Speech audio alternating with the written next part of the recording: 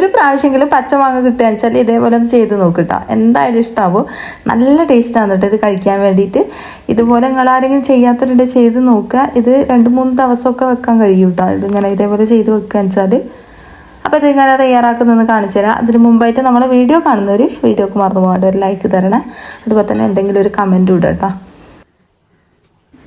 ഈ ഒരു മാങ്ങ അധികം പുളിയില്ലാത്ത മാങ്ങാണ്. ഇത് ചേലം മാങ്ങ എന്ന് പറയും, അതുപോലെ തന്നെ നമ്മളിവിടെ ഒളോറോ മാങ്ങ എന്ന് പറയും. പിന്നെ വേറെന്താ പേരുണ്ടോയെന്ന് അറിയില്ല കേട്ടോ. അപ്പോൾ ഇതാ നല്ല ടേസ്റ്റാണ്. ഇത് പച്ച ഇതേപോലെ തന്നെ കഴിക്കാൻ വേണ്ടിയിട്ട് നല്ല ടേസ്റ്റാണ് കേട്ടോ. ഇത് ചനച്ച മാങ്ങാണ്. അപ്പോൾ ഇത് നമുക്ക് തൊലിയൊന്നും കളയാണ്ട് ഇതേപോലെ ഒന്ന് കട്ട് ചെയ്തെടുക്കണം. ഞാനിപ്പോൾ 2 മാങ്ങ വെച്ചിട്ടാണ് ചെയ്തെടുക്കുന്നത്. നിങ്ങൾക്ക് 3 മാങ്ങ വെച്ചിട്ടും ചെയ്യാം, അതുപോലെ തന്നെ 1 മാങ്ങ വെച്ചിട്ടൊക്കെ ചെയ്തെടുക്കാം കേട്ടോ.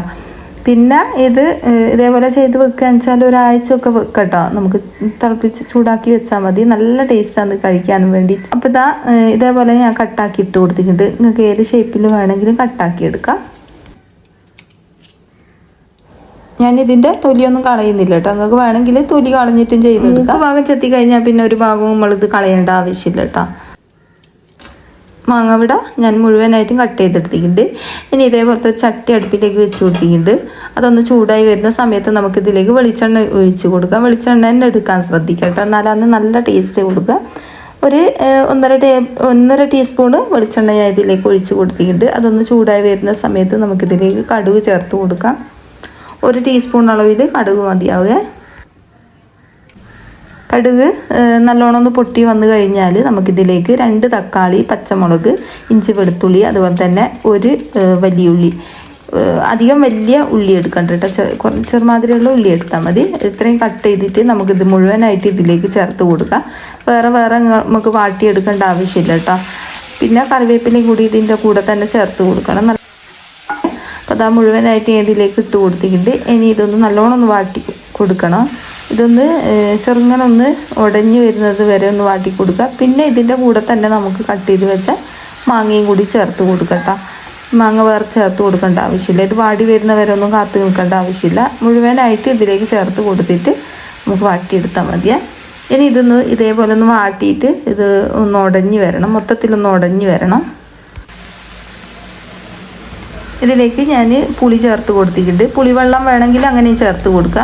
ഒരു നെല്ലിക്കൻ്റെ വലിപ്പത്തിലുള്ള പുളി ഇതിലേക്ക് ചേർത്ത് കൊടുത്തിട്ടുണ്ട്. ഇനി ഇതിലേക്ക് അത്യാവശ്യം ഒന്ന് ഉടഞ്ഞ് വന്നു കഴിഞ്ഞാൽ ഇതിലേക്ക് 1/2 ടീസ്പൂൺ അളവിൽ മഞ്ഞൾ പൊടി, അതുപോലെ തന്നെ 1.5 ടീസ്പൂൺ അളവിൽ മുളക് പൊടി ചേർത്ത് കൊടുത്തിട്ടുണ്ട്. മുളക് പൊടി കൂടിപ്പോകാൻ പാടില്ല കേട്ടോ, കുറച്ച് മാത്രം മതിയാകും. എന്നിട്ട് എല്ലാം കൂടി ഇട്ട് കൊടുത്തതിന് ശേഷം ഇതേപോലെ ഒന്നും കൂടി വാട്ടി കൊടുക്കുന്നുണ്ട്. നല്ലോണം തന്നെ വാട്ടി കൊടുക്കുക, പച്ചമണം പോകുന്നത് വരെ വാട്ടി കൊടുക്കുക. അതുപോലെ തന്നെ തക്കാളി ഒന്ന് വെന്ത് ഉടഞ്ഞ് വരും കേട്ടോ. പിന്നെ ഇതിൻ്റെ മാങ്ങയും നല്ലോണം വെന്തിട്ട് വരും. ഇനി ഇതിലേക്ക് നല്ല തിളച്ച വെള്ളം ഇത് മുങ്ങി നിൽക്കാനുള്ള പാകത്തിന് നമുക്ക് ഒഴിച്ച് കൊടുത്തിട്ട് ഒന്ന് നല്ലോണം ഒന്ന് തിളപ്പിച്ചെടുത്താൽ മതി കേട്ടോ. എളുപ്പമാണ് ഇത് ചെയ്തെടുക്കാൻ വേണ്ടിയിട്ട്. പിന്നെ നമ്മൾ പാകത്തിനുള്ള ഉപ്പുണ്ടോ നോക്കുക.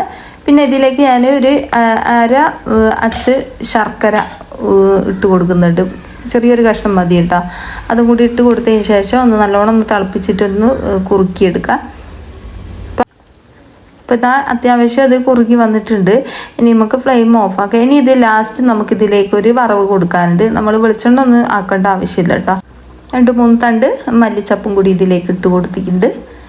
ഇനി നമുക്കൊരു പാൻ അടുപ്പിലേക്ക് വെച്ച് കൊടുത്തിട്ട് അതിലേക്ക് 1 ടീസ്പൂൺ അളവിൽ കടുക് ചേർത്ത് കൊടുക്കുക. അതൊന്ന് ചൂടായി വരണം കേട്ടോ പാന്. എന്നതിന് ശേഷം ഇതിലേക്ക് ഒരു 1/2 ടീസ്പൂൺ അളവിൽ ഉലുവ ചേർത്ത് കൊടുക്കുക. എന്നിട്ട് ഇതൊന്ന് നല്ലോണം ഒന്ന് മുരിഞ്ഞ് വരണം കേട്ടോ. ഉലുവ ഒന്ന് നല്ലോണം ഒന്ന് ചോന്ന് വന്നോട്ടെ. ചോന്ന് വരുന്ന സമയത്ത് നമുക്ക് ഫ്ലെയിം ഓഫാക്കുക. എന്നിട്ട് ഇതൊന്ന് പൊടിച്ചിട്ട് ഇതിലേക്ക് ചേർത്ത് കൊടുക്കുക കേട്ടോ. കല്ലിൽ പൊടിച്ചെടുത്താൽ മതി. ഇതേപോലെ കല്ലിൽ പൊടിച്ചിട്ട് നമുക്കിതിലേക്ക് ചേർത്ത് കൊടുക്കുക. എന്നിട്ടൊന്ന് ചെറുങ്ങനെ ഒന്ന് തിളപ്പിച്ചെടുത്താൽ മതി കേട്ടോ. നല്ല അടിപൊളിയാണ്. എല്ലാവരും ഒന്ന് ചെയ്ത് നോക്കുക. എന്നിട്ട് നിങ്ങളുടെ അഭിപ്രായം എഴുതി അറിയിക്കാൻ മറന്നു പോകരുതേ.